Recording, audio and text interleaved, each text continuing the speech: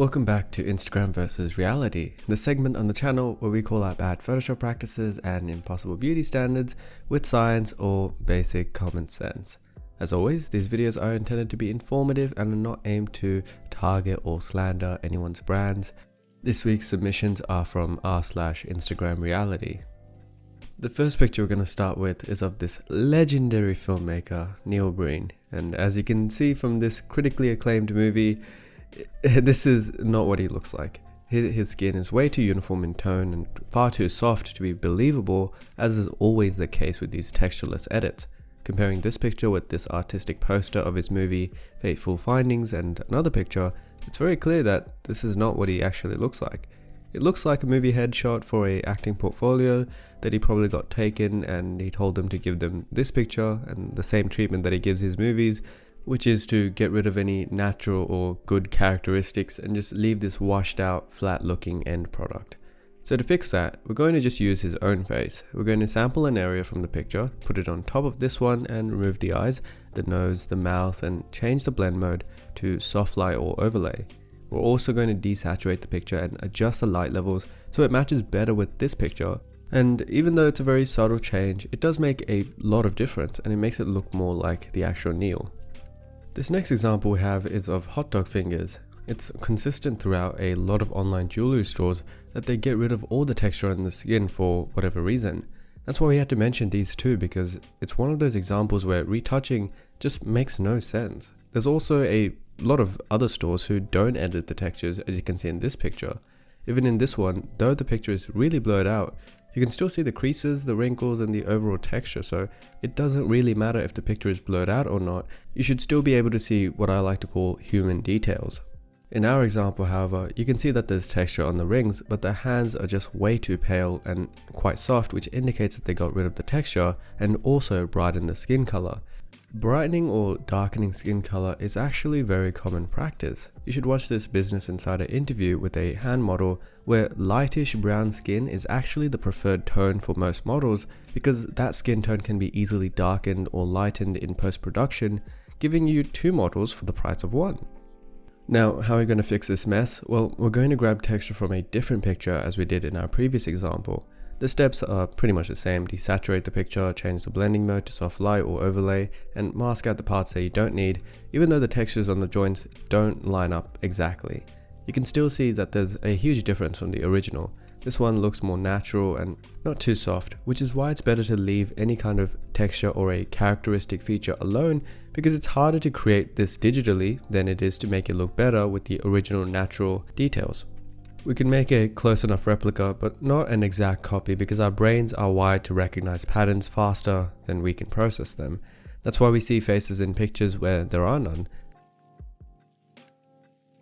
And so when we look at this hand, our brain is quick to point out the absence of a pattern, like the pores stretching or the textures, and we're quick to notice that something is wrong or quite uncanny, which we've covered in a previous video. Another example of this effect is of this picture of a hand. And if I were a palm reader, I would guess that this person is going to die in the next 5 minutes, because they have no lifeline and no heart line either. So either this picture was taken just before a natural disaster was about to occur, or the photo editor just blurred the hell out of the lines from this hand.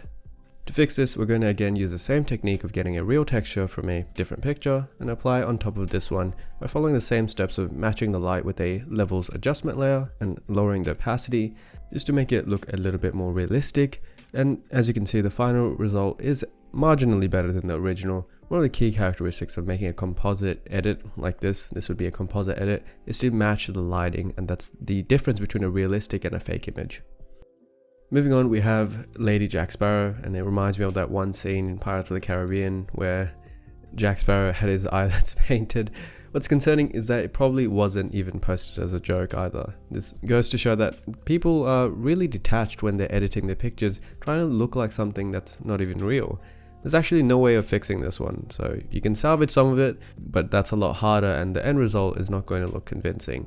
The easiest thing to do would be to show you how bad it originally was to take eyes from a different picture, match up the eye lines and composite as well as it can be done here. But in reality, it's just a desecration of a picture, because as they say, eyes are the windows to the soul, which has some merit in science too, as research by Matthias Kyle, the publisher of the paper, I look in your eyes, honey. He found that the brain's facial identification mechanisms are specialized in the eyes, which means that the brain is able to identify a person's face from the eyes alone without having to look at the nose or the mouth. This is significant because if there's any slight deviation in how the eyes are presented in a picture, you get a very serious uncanny effect, which is what we're seeing here. Moving on, we have a different example of beauty products claiming to make your skin lighter and softer. These pictures are usually posted by skincare companies showing the before and after of the application of the products, but the thing is that it's just the same picture but badly retouched to make it look like the products actually work. In this example, they've smoothed out the spots on her skin, thickened her eyebrows, and also given her eyes a more oval shape. And as these pictures match up perfectly and we bring the opacity down, you can see that they've just tweaked the same picture to show that their product works. Your products clearly don't work and you don't know how to properly retouch. Can you at least pick a struggle?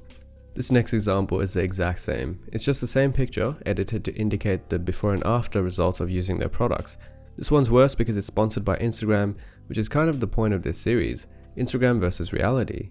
This is why you should never believe everything you see on social media, because all of social media is sponsoring these types of ads where they've clearly just retouched a picture and claimed that this is a result of using the product, which isn't just false advertising, it's also a form of fraud. If we match up this picture, you can see again that they've made some adjustments to the picture itself by making her eyes bigger, her skin lighter, and way too blurry. This next example is one of those badly composited images that we've covered in a few of our previous episodes. Here in this picture, you can see that there's something wrong with the subject. It looks like the person doesn't belong there. That's because the light levels don't match, and lighting is one of the crucial, most important factors to a composite image. This is the most common mistake made by people when they're making a composite quite like this. Here, she's not lit by the lights that are on the bridge. In other words, the lights that are around her are not bouncing off of her. There should be a hue of the light on her as if she was actually present. It seems this was taken from a picture which was actually taken in the sun with no harsh shadows and low contrast. That's why she looks way too bright in this picture. Also, half of her foot has been cut off due to a bad masking selection. To make this look a little bit more believable, we're going to have to leave the shoe as it is, and instead make a shadow to make it look like she's actually standing there instead of floating in the air. It's also good practice to crop the feet out when making a composite, at least for beginners, because ambient shadows are very difficult to recreate. To create the shadow, we'll use the Select Subject feature found in any of the selection tools to make a rough selection of our subject, copy her to a new layer, and paint a shadow under her foot using a shadow color picker picked from the image itself. Then we'll use a levels adjustment layer to fix the light levels and use a layer that's been set to soft light or colors to paint colors on her from the environment. Finally, we'll blur out the colors out and adjust the opacity to fade the colors if they're too strong. If you're an artist, then this should all be very common sense to you. Photoshop isn't any more difficult than painting a portrait. You just have to have an understanding of how light works, and the tools you use in Photoshop are just an extension of your brush.